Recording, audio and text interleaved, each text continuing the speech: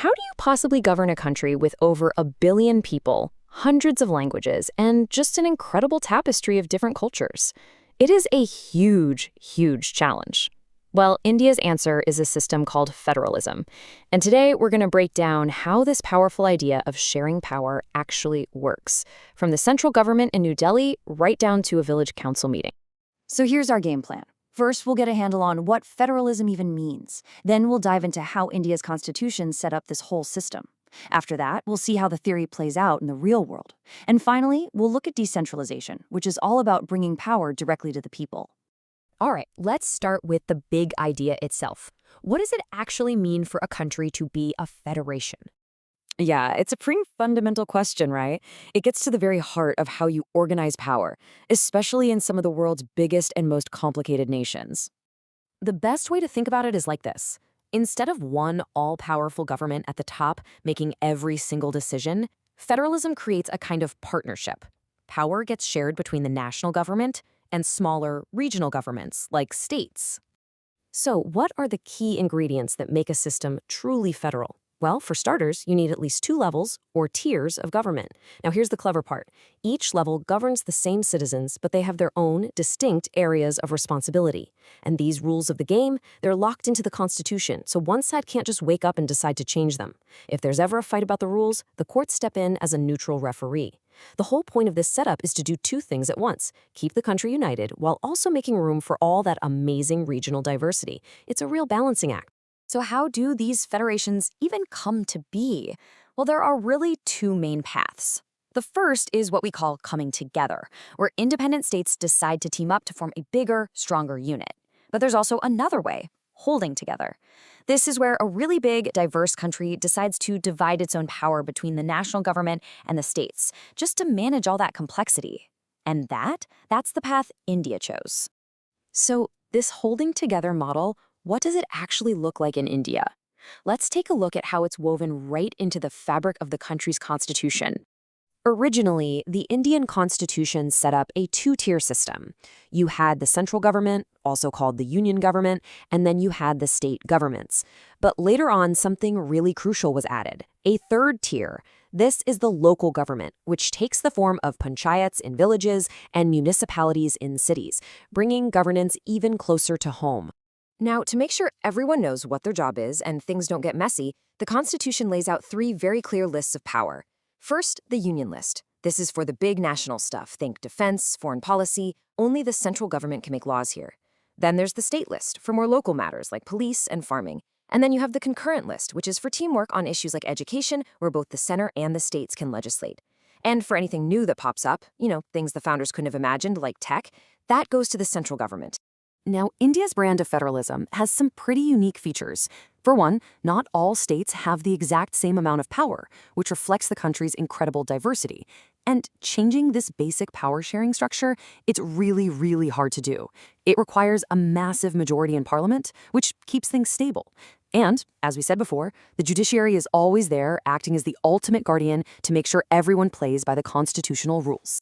Okay, so that's the theory. That's the rule book. But the real test of any system, right, is how it works in the real world. So how has federalism actually shaped modern India? One of the very first and maybe biggest tests for Indian federalism was language. After independence in 1947, the political map of India was completely redrawn. The old state boundaries from the colonial era were erased, and brand new ones were created, all based on a simple but powerful idea: grouping people together who shared a common language and culture. This was federalism in action, showing a real commitment to accommodating the nation's diversity. And you can see the same respect for diversity in India's language policy. The Constitution very wisely doesn't name a single national language. While Hindi is an official language, there are 21 other major languages that are formally recognized. States can do their official business in their own languages, and English is still used alongside Hindi. It creates this really flexible, multilingual system that works. Then, starting around the 1990s, the political landscape itself really started to change the game. Powerful regional parties became major players on the national stage. This meant that often no single party could win a majority in parliament, which kicked off an era of coalition governments. All of a sudden, the central government had to work with and listen to these state-level parties, which built a whole new culture of negotiation and power sharing.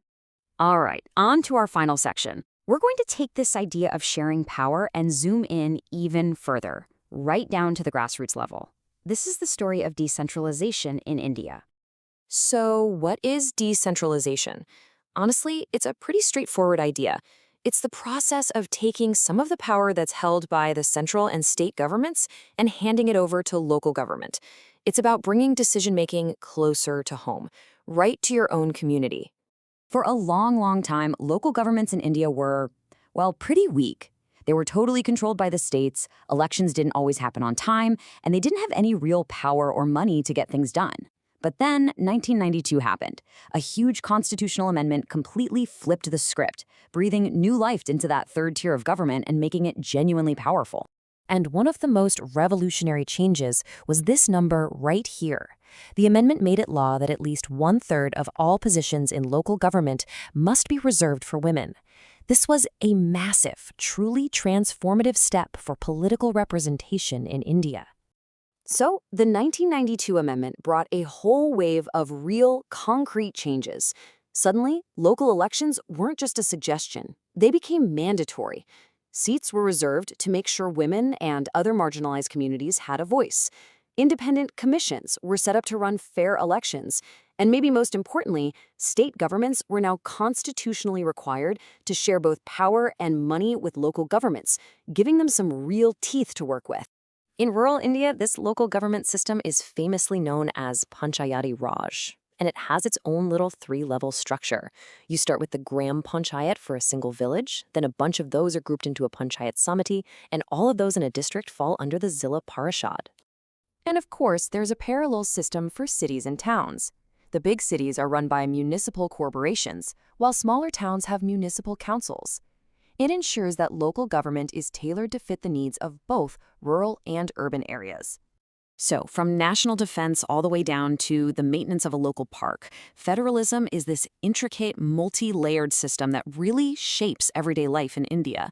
It's this constant, ongoing effort to balance unity with diversity. Which brings us to our final question for you to think about. How do you see this grand system of power sharing actually playing out in your own life and in your own community?